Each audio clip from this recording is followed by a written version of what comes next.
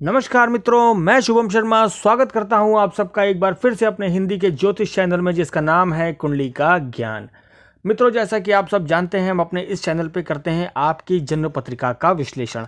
परंतु इस चैनल का लक्ष्य हमारा यही नहीं है कि हम सिर्फ आपकी जन्म पत्रिका का विश्लेषण करें। हमारा लक्ष्य ये भी है कि आप अधिक से अधिक ज्योतिष से रिलेटेड ज्ञान अर्जन कर सकें।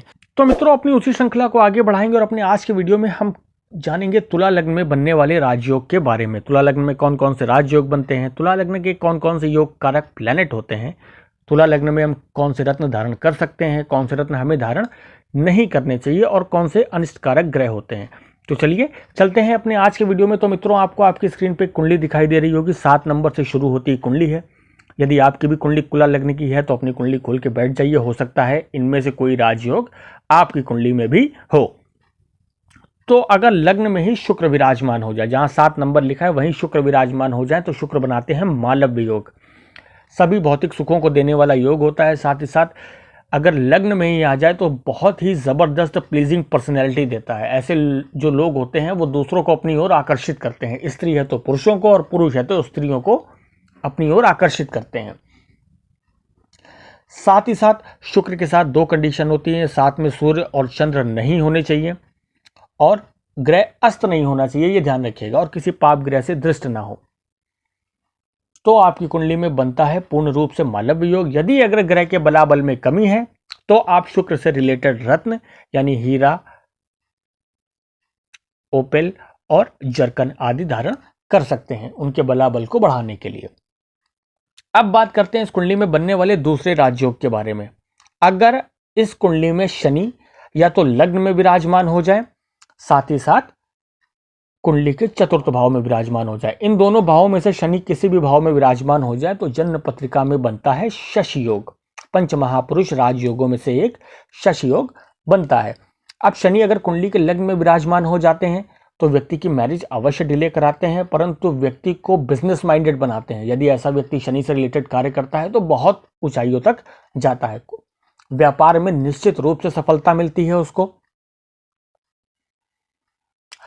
और तुला लग्न में सबसे ज्यादा योग कारक अगर कोई प्लैनेट होते हैं तो शनि होते हैं, क्योंकि शुक्र लग्न जो है, शुक्र तुला लग्न जो है वो शुक्र का लग्न होता है और अपने परम मित्र शनि को जबरदस्त जो है वो स्थान दे रखे हैं इस कुंडली में शुक्रदेव ने। तो अब बात करते हैं कुंडली में अगर शनि चतुर्थ भाव में आ जाए, ऐसी स्थिति में भी शनि शशि योग का निर्माण करते हैं। बिजनेस कार्य क्षेत्र के लिए बहुत पॉजिटिव, क्योंकि अपने स्थान को देखते हैं और अपने स्थान में विराजमान होकर के शशि योग तो बनाते ही हैं।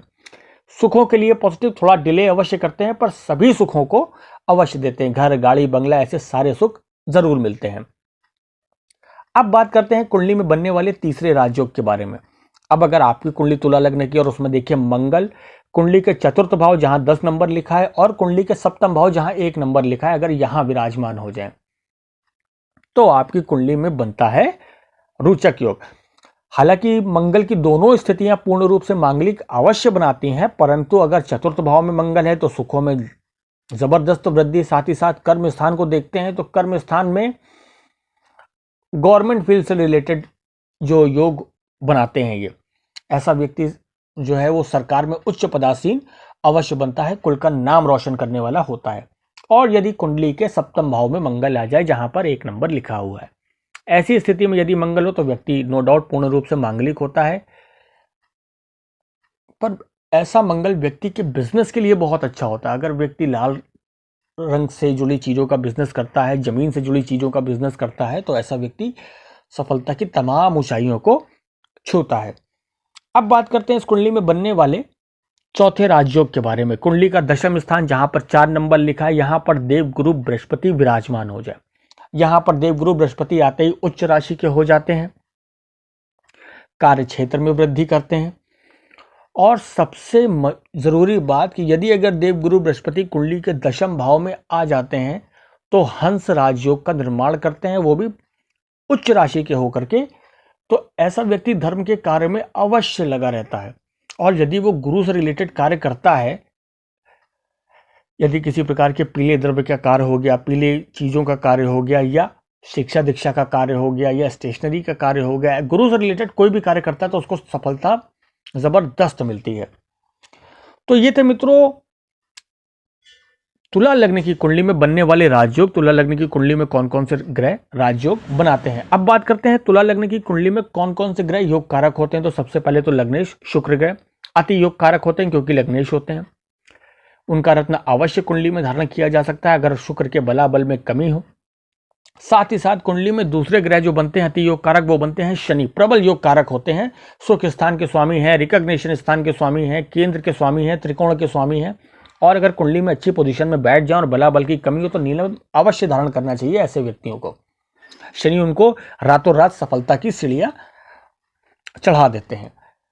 अब बात करते हैं कुंडली में तीसरे ऐसे ग्रह के बारे में जो कुंडली में योग कारक होता है। तो भाग्य स्थान के स्वामी बनते हैं कुंडली में बुध, और बुध इस कुंडली में अति योग कारक प्लैनेट बनते हैं, क्योंकि भाग्य स्थान के स्वामी होते हैं। यदि बुध अस्त अवस्था में हो या बलहीन हो तो आप पन्ना अवश्य धारण कर सकते हैं, आपके लिए बहुत उत्तम होता है। यदि आप पन्ना धारण करेंगे भाग्य में वृद्धि होगी, पराक्रम में वृद्धि होगी, साथ ही साथ नए नए कार्य क्षेत्र खुलते जाते हैं।